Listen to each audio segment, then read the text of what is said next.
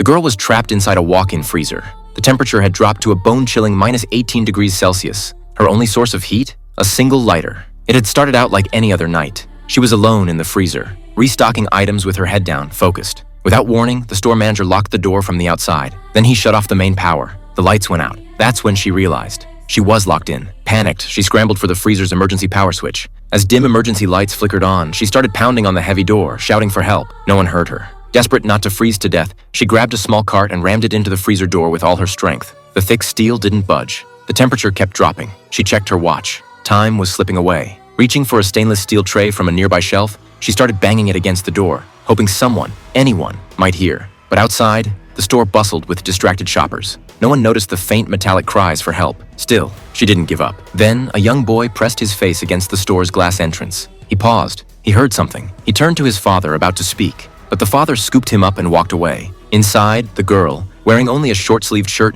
was shivering violently. A thin stream of blood trickled from her nose, a cruel sign of the cold taking its toll. She curled into a corner of the freezer, eyes wide with despair. Then her gaze landed on the compressor unit near the ceiling. An idea. She climbed a ladder and tried to block the cold air vent using flattened cardboard. It worked. For a second, the powerful fan instantly tore the cardboard away. Then, disaster. Her foot slipped. She tumbled from the ladder, crashing into a nearby shelf. A sickening crack. Her foot was broken. Could things get any worse? She refused to give up. To realign the broken bone, she wedged her foot between two shelves, gritted her teeth, and twisted with all her strength. A surge of agony. Everything went black. She passed out. When she came to, she tore up more cardboard, rolled it into makeshift splints, and tied them to her ankle. Crude, but enough to get her moving again. Still, her body temperature was plummeting. Meanwhile, her father realized something was wrong. His daughter hadn't returned home. He rushed to the police station to report her missing. Officers immediately questioned the store manager. He insisted that everyone had left before he locked up. Swore it. With no other leads, the police and her family split up to search everywhere she might have gone.